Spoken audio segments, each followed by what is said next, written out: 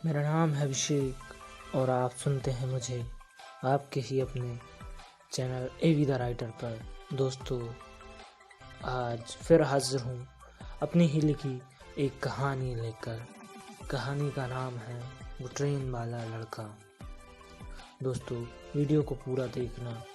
उम्मीद करता हूँ आपको कहानी पसंद आएगी। शाम के 5 बज चुके थे। ट्रेन 7 बजे की थी और मैं अपना सामान पैक कर रही थी। मुझे बुआ की लड़की नेहा की शादी में दिल्ली जाना था। मैं भोपाल में अपने नानू के साथ रहा करती थी। भोपाल से दिल्ली का सफ़र 12-13 घंटों का था।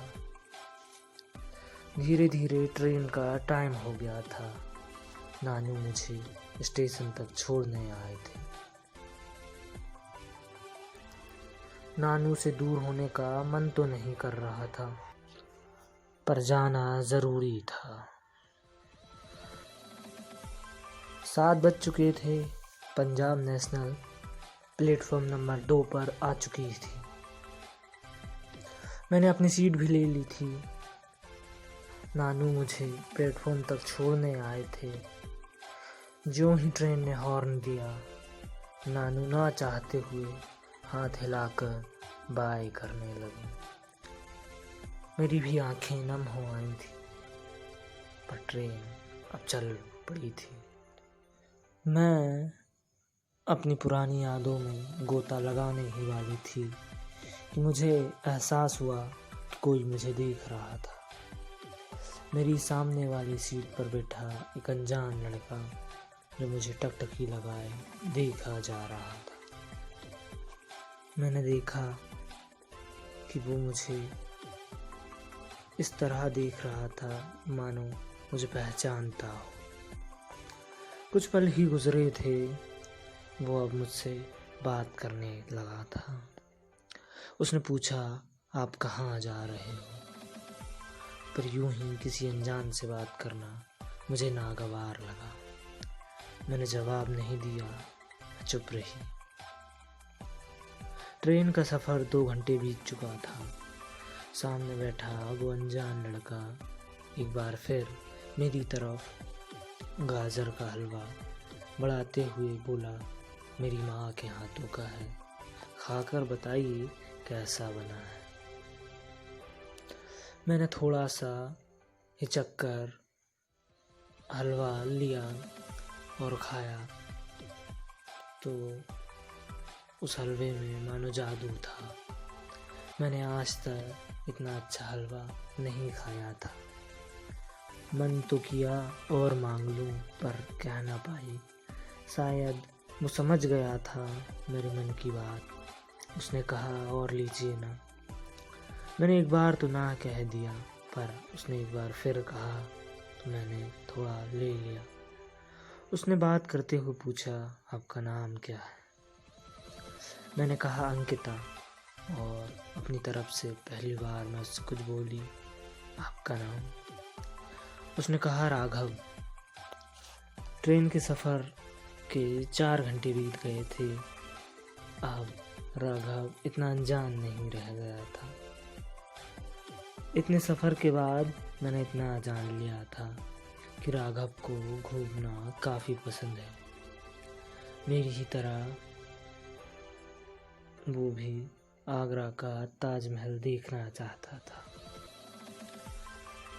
वो भी दिल्ली जा रहा था, पर उसने बताया कि वो आगरा होते हुए जाएगा ताजमहल देखते हुए। 12 बजने को थे। राघव की नींद लग चुकी थी। अचानक उसके बैग से कुछ गिरने की आवाज़ आई। मैंने देखा तो एक किताब जैसी कोई चीज़ गिरी हुई थी। शायद वो उसकी डायरी थी। मैंने उसको उठाया और पन्ना दर पन्ना उसको पढ़ने लगी। उसने उसके सपनों को उकेर कर रखा था। कश्मीर से लेकर कन्याकुमारी की वादियों को घूमना चाहता था। उसने अनेकों कहानियाँ लिखी थी। वो हिंदुस्तान घूमना चाहता था, एक परिंदे की तरह खुले आसमान में आज़ाद रहना चाहता था। उसके इन सपनों को देखकर मैं भी उनमें खोने लगी थी। मैं भी राघव की तरह उड़ना चाहती थी। वो सब कुछ देखना चाहती थी जो राघव के सपनों में था। पर इसी वजह से तो मम्मी डैडी से झगड़ा कर कर अपने दादा के पास रहने भोपाल आई थी। राघव की डायरी पढ़ने के बाद मुझे ऐसा लगा कि मुझे भी अपने सपनों को उड़ान देनी चाहिए। मैं अब ठान चुकी थी कि मैं भी अब राघव की तरह उड़ान भरूंगी। पर कैसे, सोच ही रही थी तभी राघव की नींद टूटी। उसे जागता देख मैंने उसकी डायरी को रख दिया, पर शायद वो मुझे ऐसा करते देख चुका था। उसने मेरी आंखों में उमड़े मेरे ख्वाबों को देख लिया था।